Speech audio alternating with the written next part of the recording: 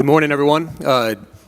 Welcome to Friday. This is always a special day at the San Diego Shoulder Esch course where we really get a great opportunity to interact with our community therapists that have traveled, trainers, other healthcare providers that really help us do a great job as an orthopedic musculoskeletal team in order to take the full care of the patient from a full musculoskeletal standpoint. So this is a very special session, and Jim and others, and Ben Rubin, Ben Kibler, both here are some world experts in helping us understand pathology of the shoulder from a rehabilitation standpoint. So it's a huge honor to have these individuals here with us to help us understand these problems.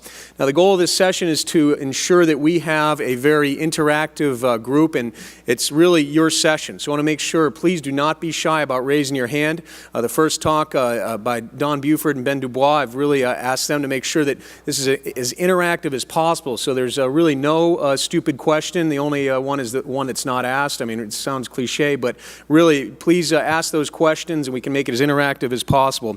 So I'd like to start off first by introducing Dr. Don Buford. Really needs no introduction, but has really helped us understand ultrasound patient evaluation. He's devoted quite a bit of his work to this topic and helping us with really in-office and real-time feedback determination of what's going on with the patient. Don? Thank you, Matt. Is this one turned on? Great, okay. Well, thank you, Matt, for the introduction. And again, thanks to Dr. Esch for the invitation to do some live demonstrating of ultrasound and what we do in the office. This is Dr. Ben Dubois, who's a orthopedic surgeon here in town. And Ben's going to be the narrator, and I'm going to go ahead and scan Jenny's shoulder. We're very thankful for having a model volunteer here. And what we're going to basically do is take you through the 13-point exam. And like Matt said, if there's questions, throw a hand up. We've left 5 minutes at the end on purpose for additional questions. So we'll just go through from start to finish. It should be split screen if we get this to work, where you'll be able to see the outside here, and then you'll be able to see the ultrasound image on the rest of the monitor. Good morning. So a couple of things when you're doing a shoulder exam in your office. You want to have the patient appropriately exposed. So ideally, bilateral shoulders will be exposed. That way, if you have any reason you want to look at the contralateral shoulder, you have the ability to quickly put the probe on the other shoulder. You want to have the room dark enough to where you can get the best image quality on the screen, but you also want to have the room just bright enough so you can actually see where the probe is placed on the shoulder. A couple of things about holding the probe. The interface between the probe and the body, it's very slippery because you're going to use a lot of gel. So it's very important when you hold the probe, you keep a couple fingers free so you can keep those on the patient's body. That way your hand's kind of acting like a tripod in order to stabilize the probe on the body. So if the patient moves or if you turn away to look at the screen, the probe's not slipping and sliding everywhere, and you can keep it over the structure that you want to see. Don coined the 13-point shoulder exam, which is one way to look at the shoulder, and I'd recommend if you are going to be doing shoulder ultrasound, just do it the same way every time. That way, if you go through the same process, you won't skip steps, you won't forget to do something, and it becomes much easier to just get better and better quickly because there is a learning curve. So step one, as you'll see here in the split screen on the bottom, Don's got the probe held transverse over the anterior shoulder. So you start in the anterior shoulder, and the structures you're going to be looking at here are the biceps tendon and the subscapularis. So with the probe held transverse, the image that you're going to get here is the equivalent of an axial cut on an MRI. So it's as if you're looking down from above at the shoulder. So if you look over here on the large screen, the coracoid process will be here. This is cortical bone. So this dense white structure you see right here is the anterior humeral bone. This is the bicipital groove here, and in the bicipital groove, you're going to find the biceps tendon. So remember, on an axial cut of an MRI, it's as if you're taking that biceps tendon and cutting it and looking at it end on. So it's either going to look like a small circular structure or a small oval structure. Don, you want to show them this concept of anisotropy? Sure. There's a couple terms that we should probably throw out there at the beginning, which is when you look at the biceps tendon here, you can see it's kind of a brighter white structure, and the term that the sonographers use and that we use as well is it's hyperechoic, hyper meaning more, and so there's more signal, it's hyperechoic. So if something is darker, it's hypoechoic. If something has no signal and is completely black, then it's anechoic. So those are the terms you may hear me throw out or hear Ben mention over the course of the demonstration. So right now the biceps tendon on its axial view here looks hyperechoic. If I change the orientation of the transducer, so if you look in the bottom left in the picture-in-picture, if I slowly change the angle of the transducer, we're just talking about 5-10 degrees, look how the biceps tendon goes away. And so this is one of the pitfalls in using this modality, is that if you don't know your sonographer, or if you're not looking at the image and at the transducer, you could be fooled, because I could take a snapshot of that and send it to Ben here by email, and Ben would say, yeah, that person's got a ruptured long head biceps because it's not in the bicipital groove. Whereas if I just rotate my hand about 10 degrees, the biceps tendon's actually there. And the reason that happens is a concept called anisotropy, where with the tendon, if you're not directly perpendicular to the structure that you're trying to image, then the signal won't be returned to the transducer and the image won't be represented accurately on the screen. So the way that you combat that is you look at things in different planes, but also once you're over a structure of interest, so say the biceps tendon, I can see it here. So if I can see it, I know it's there. But if I started out at the beginning and didn't see it, in order to really make sure that it was absent, I would want to move my hand up and down, and it's very subtle motion. Look at the screen on her shoulder. Very subtle motion, and if it pops into view, then it's really there. If I make these motions and it never pops into view, then it's probably really torn. And that's how we make the difference, okay? Or make the distinction. Okay. So that's step one. One of the difficulties with ultrasound is if you turn the probe 90 degrees, you're getting a completely different image. It's flipping the image from, say, an axial type of view to something like a sagittal type of view or a coronal type of view. So all Don has done here, if you notice on the left side of the screen, he's now turned the probe vertically. So he's turned that probe from a horizontal direction to a vertical direction, it's a 90-degree turn. But what's happened is the image on the screen has changed from an axial type of image to a sagittal type of image. So what we have now is the equivalent of a sagittal view on an MRI. So Jenny's head would be here, her feet would be here. This is cortical bone of the anterior humerus as it's running down the arm, right here. This is the biceps tendon. So now we're looking at the biceps tendon as if we're looking at it from the side. And you can actually see those collagen bundles and fibers as it runs down the arm. This right here is probably getting close to the musculotendinous junction down here. So this is a good image to get if you were to consider doing an ultrasound-guided injection into someone's bicipital sheath. This is the typical image you would get, because you're able to see the tendon, you're able to see the sheath. If someone's got a fluid collection or an effusion in the sheath, you can aim your needle tip right for that. So this is step two. Okay, and the other thing about using ultrasound, it's one of the few, of maybe the only modality where you can really see the biceps tendon as it comes across the top of the humeral head and goes into the joint. So if someone's got some biceps tendon pathology or even a tear in that part of the shoulder, that's really hard to image on MRI scan. But here you can see, and there's other images in other positions we'll show you in a minute, but you can really see the biceps as it goes into the joint. So we'll go on to step three, which will be subscapularis. So in this position, if you're switching to look at the subscapularis, if Jenny has her arm internally rotated and you're putting your probe transverse, you won't see the subscap, because the subscap is going to be below the coracoid and the conjoint tendon. You need to externally rotate the arm to essentially deliver the subscap out from underneath that. So you can either hold the patient's elbow yourself, or if they kind of have a gist of what you're doing, you can just ask them to rotate their arm out. And as they do that, go ahead and move slowly. Yeah. What you'll see here is the motion of the humeral head. You'll see that ball kind of rolling in the socket, and you'll notice the bicipital groove is kind of disappearing off the side of the screen. So this would be lateral to the left. And what you're seeing here is the subscapularis, the thickness of the subscapularis attaching to the lesser tuberosity. So once again, this is an axial type of image of the shoulder. It's as if we're looking down from above. Your probe is transverse. And then come all the way out externally. Subscap is right here, okay? And as she externally rotates, you deliver that full insertion of the subscap into your field of view. So that's step three. So ultrasound, the image is really based on changes in density. And as a result, differences in tissue density give us white lines or different shades of gray. And so, Ben's already showed the cortical margin here on the screen. So this is cortex. So there's bone. lesser tuberosity. There's about, I don't know if it projects, but you can see in the bottom right corner on the big screen it says 2.7. That represents centimeters of depth. So from top to bottom, that whole image is only 2.7 centimeters. And so that's how we can measure thickness and measure size of tears. All of these machines have annotation and measurement packages on them. So we could freeze this picture. Go ahead and freeze that for me. Okay, great. And so then I can go on the screen here, and I could use some calipers, for example, and I could place one here, place a second one here, and that's going to give me the width of the subscapularis, which at this point, it's blocked out by the picture-in-picture, but on my screen, it's 0.56 centimeters. So if I had a question, I could look at her other side if that was normal, and it may be thicker or thinner or what have you, but I could look for side-to-side differences. There we go. Okay, go ahead. So that's step 3. So step 4, you're still on subscap, so we're still in the front of the shoulder. Don's going to flip his probe vertically. So all he did is just a flip of the wrist, 90 degrees. Once again, you're turning here from an axial type of image to a sagittal type of image. So now it's as if we're looking at her shoulder from the side. And what you're going to see is subscap, the thickness of the subscap, kind of the upper part of it, the mid portion of it, and the lower part of it. So we're basically right over lesser tuberosity as if we're looking from the side. And this is a great way to see those superior third subscap tears that we all see arthroscopically as well.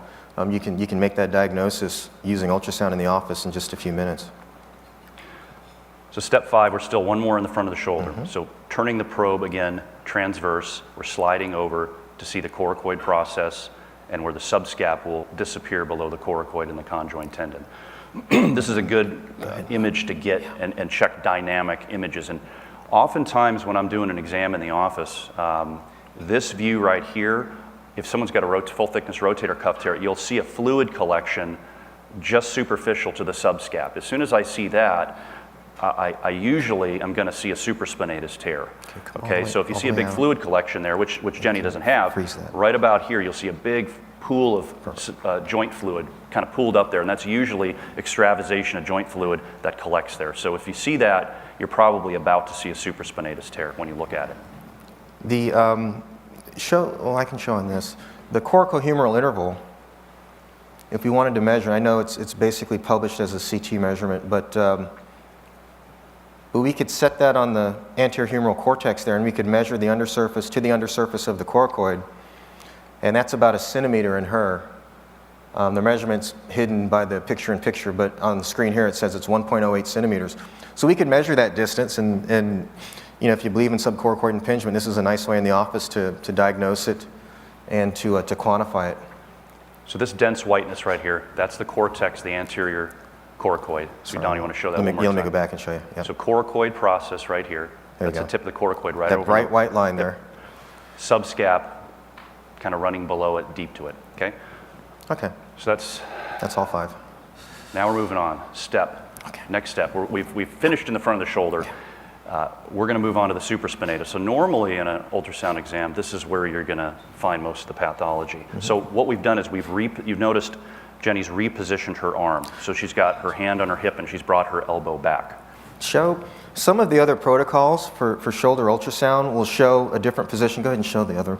With the patient's hand, with the hand pointing down and really farther back on your butt, basically.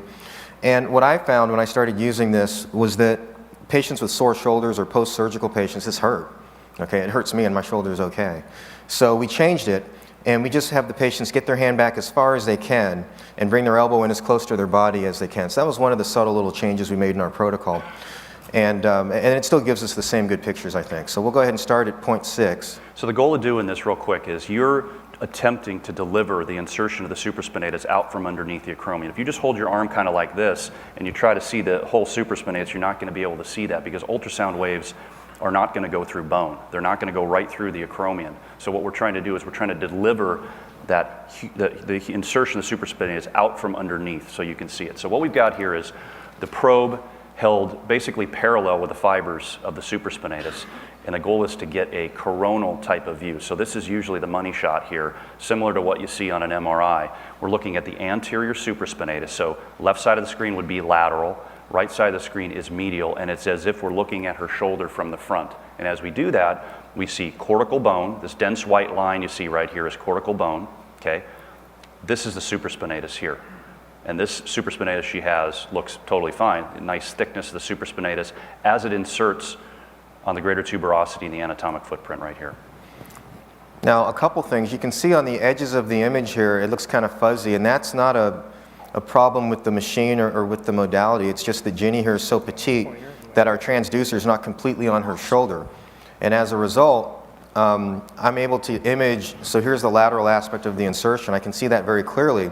If I want to go back medially, I have to rock the transducer. If you look at the bottom left, I have to rock the transducer back, and that shows me medially going back into the supraspinatus muscle. And that's just a function of having a smaller patient. Some of our big, nose tackles, the whole transducer fits nicely on the shoulder, and you don't have to worry about that. But it's just another little tip. And if you're going to be in the seminars in the afternoon or later on this morning, you'll see that as well. But she's got great anatomy. It's very easy to see the difference between her deltoid and her superior border of her supraspinatus. Talk about the ammo belt, the cross in the front, how we're paralleling those lines. Yeah, so basically what you're trying to do here is the way I think of it is, if you've got her hand here and back like that, you're trying to keep your probe essentially parallel to the fibers of the supraspinatus to give yourself that perfect coronal image. So if you can see, I don't know if you can see it on the screen, but her supraspinatus is originating up here, the muscle belly. As it's coming forward and anterior, you'll notice Dawn is essentially parallel to that. That's going to give you your best image of coronal. If you want to see a sagittal, you're going to turn your probe 90 degrees, okay? The next step here, after you've satisfied yourself with the anterior supraspinatus, is to go to the posterior supraspinatus. And typically this isn't a situation where you have the probe in the anterior supraspinatus and you simply pick it up and move it and place it again. This is more like scrolling front to back, because you really want to see that supraspinatus insertion anterior to posterior.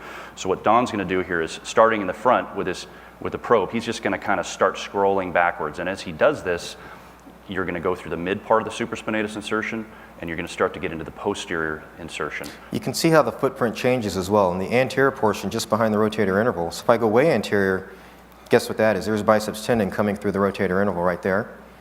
So just behind that, it's going to be the first part of the supraspinatus where a lot of those the tears happen. So we always look here first. And then as we scroll back, look how that cortical margin, the footprint changes. It kind of rounds out as you get back towards 0.7. This is all still supraspinatus. So one kind of tip there, if you ever get lost, which it really is easy to do when you're first starting out, if you can find the biceps tendon, that'll help reorient yourself where you are. Because if you're looking at a coronal type of view and you see biceps in the cuff interval, you know you're just anterior to where most tears are going to occur, the supraspinatus. So oftentimes I'll go directly to the biceps in the interval, and I'll just come back 1 centimeter. I'll just scroll back just a little bit, and that's showing me typically where most tears are going to occur. So that's a good place to start. So let's do a dynamic test. So in this position, this is a good opportunity you have to do hand something as called a well. dynamic contraction test. Okay, go ahead and push real And the hard. goal of this test is to uncover Okay, relax. potentially non-displaced I'm gonna full let you thickness go, so tears then push. or significant partial thickness tears. Because in the static image, come on back. sometimes you don't appreciate that there's a full thickness or a high-grade partial tear, push real hard. especially if the tendon hasn't retracted Okay, at all. relax. So what Don's done here, you won't see it on the screen up here, but down here in real life, what he's done is he's got his hand kind of blocking Jenny's elbow. And Jenny's doing an isometric contraction against his resistance, okay? And as she's doing that, she's contracting some muscles, one of which is the supraspinatus. So normally, in an intact rotator cuff that has no tear, you're really actually not going to see very much here. This tendon is not going to move at all, essentially, because it's very adherent to the bone. It's not just pulling away from the bone, so you're not going to see very much. In people who have a full thickness tear or a significant partial tear, you'll actually see some retraction of these fibers medial. Okay, now she doesn't have that, but I've got in the labs later on, I've got a very good video of a full thickness non-displaced tear that was diagnosed by this exact maneuver, the dynamic contraction test. Okay, you want to go to... So moving on. So now we're done with the coronal view. We're still on supraspinatus, but we're going sagittal view. So all Don has done here is he's flipped his probe 90 degrees. Now it's as if we're looking at her shoulder from the side. It's a sagittal view, and we're anterior. So and I want once to find again, the biceps. There's Yep. that circle, the biceps there. So right here what we've got, this is cuff interval here. So biceps is here, upper part of the subscap would be here. Anterior supraspinatus is this structure right here. So this is cortical bone of the humeral head, and you're really seeing supraspinatus, anterior, middle, posterior, starting to get into infraspinatus back there.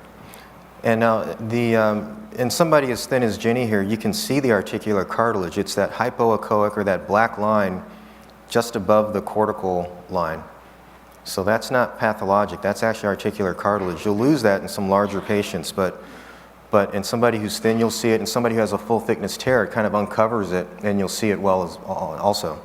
So it's a tip-off towards cuff pathology in somebody who's not thin, if you can see that well. Okay. Moving on to the next step. So what Don once again is doing here is he's just scrolling anterior to posterior. Yeah, we've got a question here. Go ahead. Well, what would a tear look like in this view right here where we're seeing the supraspinatus tendon? Typically tears look dark. So there's a void in the tendon. You may see fluid. Fluid shows up as being black on the screen. Okay, so tendon is kind of this intermediate white signal. Fluid is black. So typically these types of tears, particularly if it's a full thickness tear, there will be a fluid-filled gap there.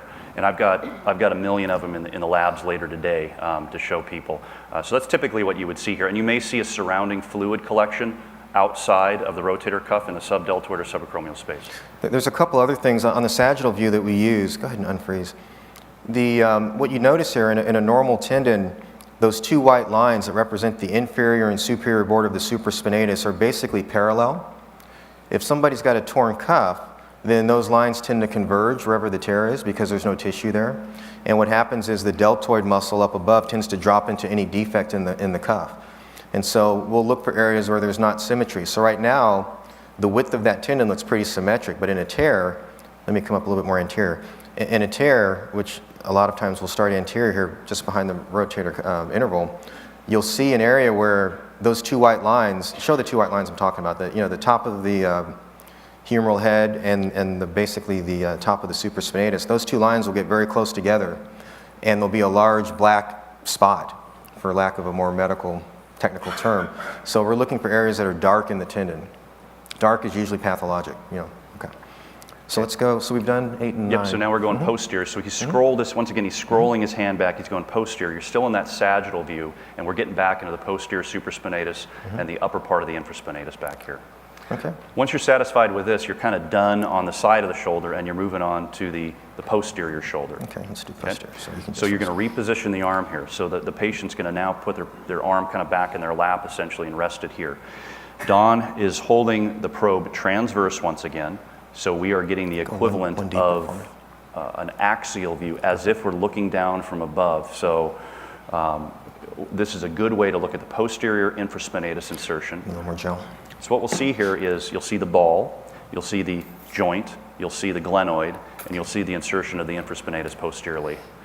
We're just changing the depth here because I think that picture-in-picture is kind of in the way. So yeah, go deeper. Here we go. Okay. So what we've got here, once again, it's as if we're looking down from above. This would be posterior. So you've got skin, you got posterior deltoid. This right here, this thickness between that white line and this white line, this is the infraspinatus, okay? The muscle belly's over here medially. This is muscle belly of infraspinatus. It's coming over here, it's turning into a tendon. The tendon is inserting over here laterally on the posterior tuberosity.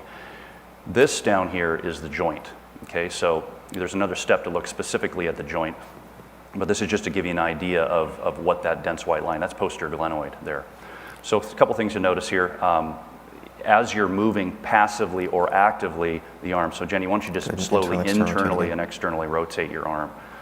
What you're going to see here is this excursion of the infraspinatus, and as she internally rotates, if it's attached like it should be, you'll see the tendon basically coming along for a ride. People who have, say, cuff arthropathy or they've got a massive rotator cuff tear, you're basically going to see deltoid touching bone, and you're not really going to see much as far as the infraspinatus here. It'll either be very, very thin, or there may be a fluid collection here, so you're not going to be seeing this nice, thick, healthy infraspinatus. And again, in somebody as thin as Janie, and she's going to think I'm angling for a Christmas card or something, but her anatomy is really good to demonstrate because you can see the central tendon in the infraspinatus, and you can see the muscle fibers coming into that tendon, okay? And that's just great anatomy that you can't really appreciate any other way. As far as the dynamic part of this, whatever is not, you can see the humeral head moving. Let me get centered over the joint. There we go. So you can see the humeral head moving. You can see a kind of a bright white triangular structure just to the right of the humeral head. That's labrum. So this is the image that we use when we're going to do posterior injections into the joint. And the needle would come from high on the left side of the screen, and we'd angle or aim for the labrum, and we'd enter the joint right there. Basically the same, or maybe a slightly lateral to a typical posterior arthroscopic portal. Okay, but we could watch the needle go right into the joint for whatever type of injection we're trying to do, whether it's for a DJD or adhesive capsulitis or even for gadolinium for an arthrogram. Okay, moving on to the next step. So Don's going to flip his probe vertically here, and what you're doing, once again, is with that flip of the wrist, you're turning this from an axial type of view to a sagittal type of view. So now we're getting a sagittal side view of the infraspinatus. Still, yes, perfect. So the dense white line, once again, that's cortical bone, infraspinatus tendon, kind of top to bottom is here. This is a bit of a peculiar view, and honestly, sometimes we just skip this view unless we think that there's something going on with the infraspinatus. But this is part of the 13-point exam. Back to... Next step here is really focusing in on the joint. So he's gone medial here. So what he's done is he's slid medial from where the insertion of the infraspinatus is to really focus over the joint here. And so once again, posterior glenoid is down here, okay? Labrum is here. Humeral head is here, so the joint is here. Now people who have, let's say someone comes in and they've got DJD of their shoulder, if you're going to do an intra-articular injection for DJD, oftentimes people will have an effusion, they'll have fluid, okay, and it'll be dark here, they'll be ballooned out, this darkness, that's the fluid, the joint effusion, and that makes it very, very simple to aim and put the tip of your needle right into that if you're going to do an injection, okay? Okay. So the last step is looking at the AC joint.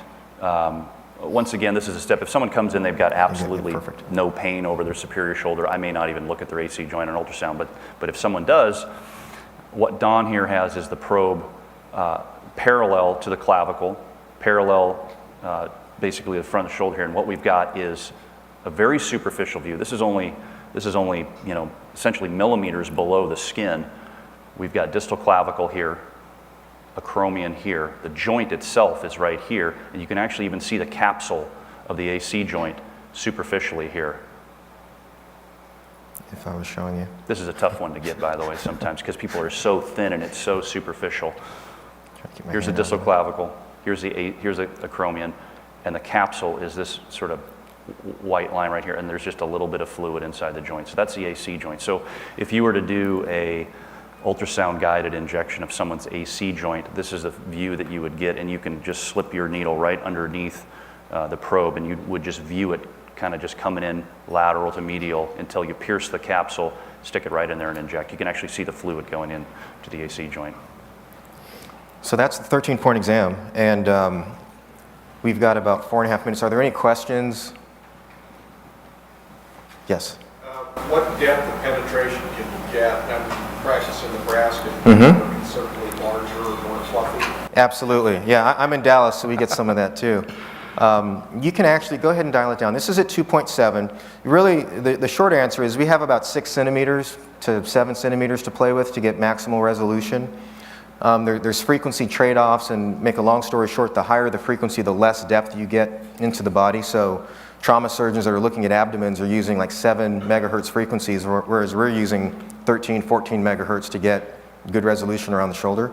So this is at 6 centimeters, for example.